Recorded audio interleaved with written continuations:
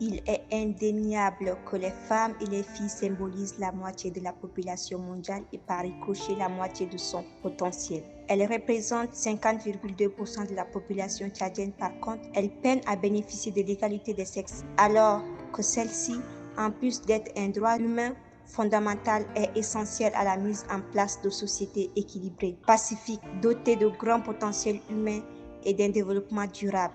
Il n'est plus à démontrer que l'autonomisation des femmes stimule la productivité et la croissance économique. Malheureusement, il reste encore beaucoup à faire pour parvenir à la pleine égalité des droits et des chances entre les hommes et les femmes. Plusieurs indicateurs au niveau international et régional nous montrent qu'être femme au Tchad comporte beaucoup de difficultés.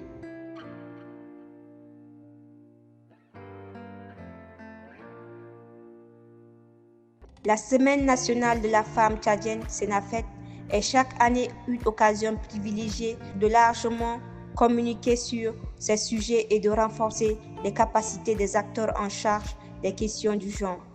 Depuis 2018, des actions conjointes sont menées autour du slogan « Le 8 mars, ce n'est pas que pour les pains », rappelant que l'engagement pour les droits des femmes doit aussi se traduire par des actions menant réflexion, débat et formation sur les grands enjeux de l'égalité de genre.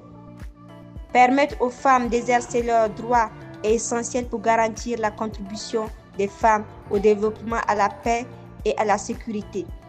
C'est pourquoi, à l'occasion de la Senafet édition 2022, l'Union européenne, à travers le PILC, a renforcé et développé les capacités techniques des organisations socio-économiques féminines de Pala dans le Mayo-Kébu-Ouest. Les femmes tisserandes de Pala et celles de Djamena en vue de booster leur productivité et compétitivité. Les femmes tisserandes seront mobilisées les années prochaines pour la production des pains et Senafet. Ainsi, elles vont générer une vraie rentabilité et contribuer à l'autonomisation socio-économique des femmes en devenant un secteur attrayant pour la jeunesse et ainsi contribuer au changement attendu. Cette jeunesse justement est représentée par les étudiants de l'université et des instituts professionnels de Pala, à un dialogue intergénérationnel dans la salle amphithéâtre de l'université de Pala. 8 femmes ont partagé avec les étudiants leur parcours et leurs fonctions sur ces 8 thématiques.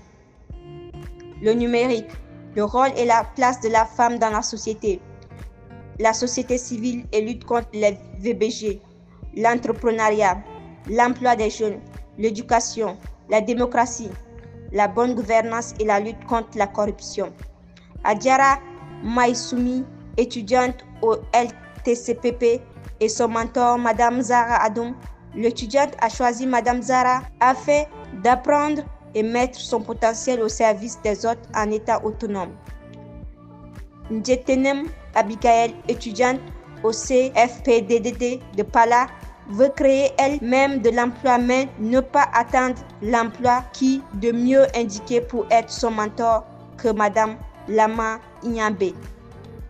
Fadine Blandine, passionnée de couture, est étudiante au centre de formation des techniciens socio-sanitaires et elle porte son choix sur le commandant Sarla Samandjoufou Tatou.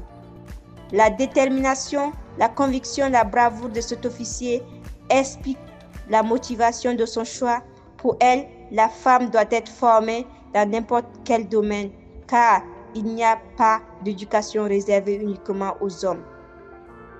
L'étudiante Warao Fidèle de l'université et son mentor, Madame Tchendebe Passale Céline, elle est déterminée à se battre afin de réduire les inégalités hommes-femmes et d'affirmer la place et le rôle de la femme dans la société.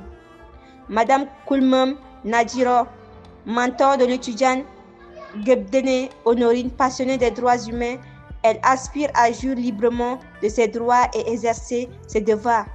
Son choix est motivé par son désir de mener une lutte afin d'éradiquer les VBG par la sensibilisation. L'étudiante à l'université de Pala, Madimta Irène, a choisi Madame Madibe Christine Ngani Ngai comme mentor. Elle aspire à un état de droit et une démocratie authentique pour influencer nos cultures et éradiquer les pratiques traditionnelles néfastes. Sukbo Bassami, étudiante à l'université de Pala, est une connectée qui veut tout savoir du numérique pour mener à bien ses activités et être plus tard une grande dame. Elle a choisi Madame Kalsoum Farida Mahamat Umar comme mentor pour l'aider à maîtriser le numérique car le monde est digital de nos jours. Soyez des ambassadeurs de l'égalité homme-femme. Non à la discrimination des femmes. Non à la discrimination des femmes. Jeunes, exercez vos droits.